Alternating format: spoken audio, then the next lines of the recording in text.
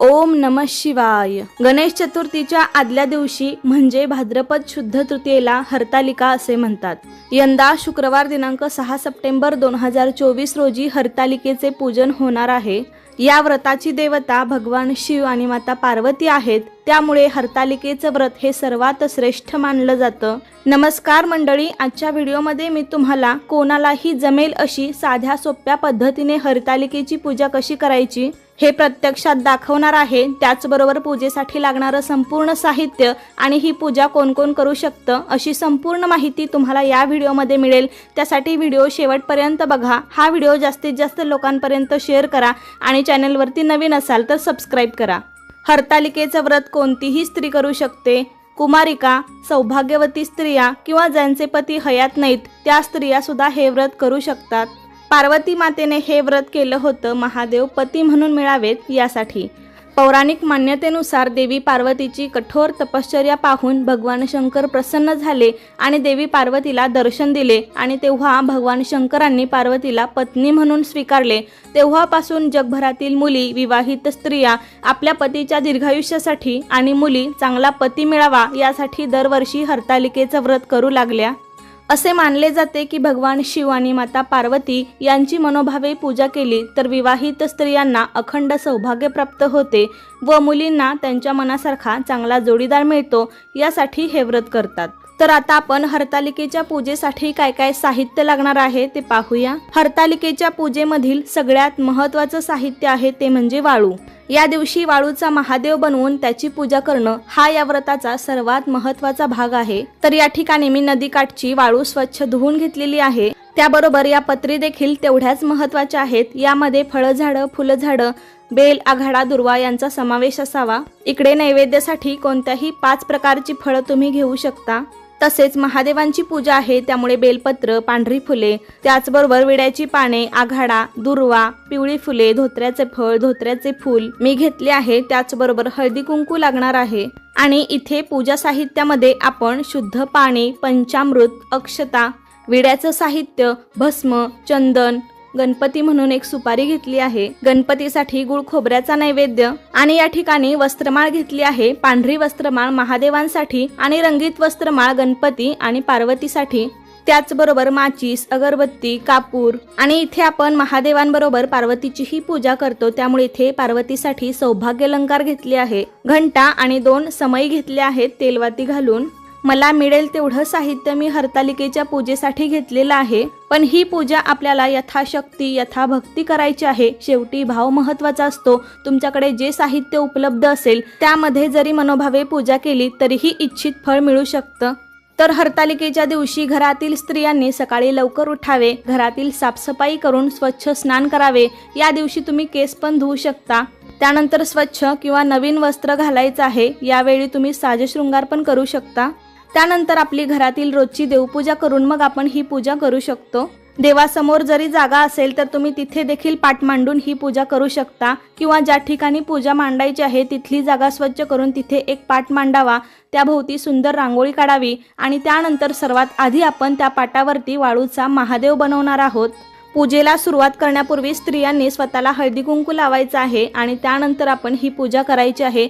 ही वाळू आपल्याला पूजेसाठी वापरायची आहे म्हणून ती स्वच्छ धुवून घ्यावी, नाही तर मग वाहत्या पाण्यातील वाळू असेल तर अतिउत्तम। या वाळूच्या सहाय्याने आपल्याला महादेवाची पिंड बनवायची आहे। अनेक जणांना असं वाटतं की आपल्या घरामध्ये महादेवाची पिंड आहे तर मग आपण त्या पिंडीची पूजा करू शकतो का, पण नाही।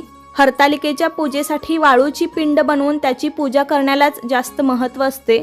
त्यामुळे या दिवशी आपल्याला वाळूचाच महादेव बनवून त्यांचीच पूजा करायची आहे। हरतालिकेची पूजा शक्य होईल तितक्या सकाळी लवकर करावी। या दिवशी सर्व स्त्रियांनी दिवसभर आणि रात्रभर उपवास करावा आणि हा उपवास दुसऱ्या दिवशी सकाळी सोडावा। तर अशा प्रकारे मी वाळूचा महादेव बनवून घेतलेला आहे। या दिवशी आपण संपूर्ण शिवसृष्टीच या पाटावरती काढणार आहोत।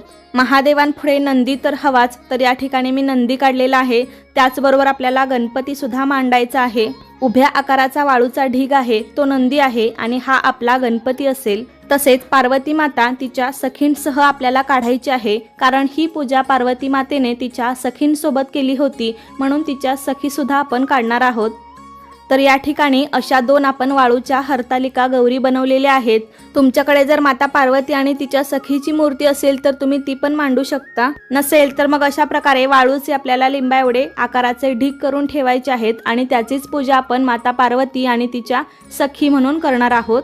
इथे मी माता पार्वती आणि तिची एक सखी काढलेली आहे, तुम्ही एकापेक्षा जास्त सखी पण काढू शकता। अशा प्रकारे आपण सर्व शिवसृष्टी काढून घेतलेली आहे। तुम्ही कडेने अशी बॉर्डर तयार करून घेऊ शकता। आपण पाटावरती जी महादेवाची पिंड काढलेली आहे, तर पिंडीचा जो निमुळता भाग आहे तो उत्तर दिशेला यायला हवा, अशा पद्धतीने आपण शिवलिंग बनवून घ्यायचं आहे। तर तुम्ही व्हिडिओमध्ये पाहू शकता या पद्धतीने आपण वाळूचा महादेव तयार केलेला आहे। पार्वती, सखी, त्याचबरोबर गणपती बाप्पा आणि नंदी पण बनवलेले आहे। या प्रकारे आपला वाळूचा महादेव दिसणार आहे। आता आपण पूजेला सुरुवात करूया। तर कोणतीही पूजा आपण अग्नीच्या साक्षीने करत असतो, त्यामुळे सर्वात आधी आपण दिवा लावून घ्यायचा आहे आणि दिव्याची पूजा करून घ्यायची आहे।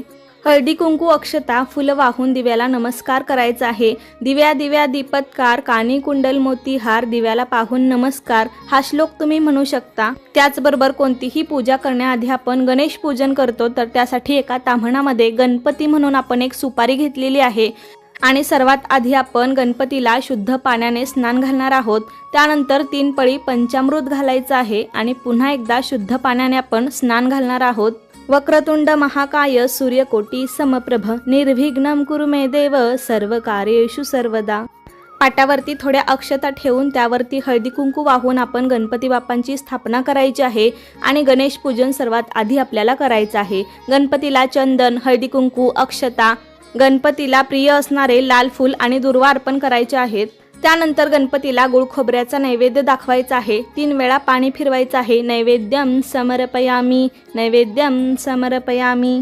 आता आपण महादेवाची पूजा करणार आहोत, पण वाळूचा महादेव असल्यामुळे जास्त पाणी आणि पंचामृताचा वापर आपल्याला करता येणार नाही। त्यामुळे 1 फूल आपल्याला शुद्ध पाण्यामध्ये बुडवून स्नान घालायचं आहे। शुद्धोदक स्नानम समर्पयामी। महादेवांवरती त्याबरोबर गणपती, नंदी आणि पार्वती मातेवरही असंच फुलाने पाणी शिंपडायचं आहे। त्यानंतर पंचामृतामध्येही असंच फूल बुडवून आपल्याला पंचामृत स्नानम समर्पयामी।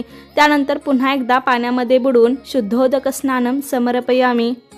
त्यानंतर महादेवांना भस्म लावायचं आहे, अक्षता वाहायच्या आहेत। इकडे नंदी आणि गणपतीलाही हळदी कुंकू वाहून घ्यायचं आहे आणि पार्वती मातेलाही तिच्या सखीलाही हळदी कुंकू वाहायचं आहे। सर्वांना अक्षता वाहायच्या आहेत, फुलं अर्पण करायची आहेत। पांढरी फुले घेतली असतील तर महादेवांना अर्पण करायची आहेत।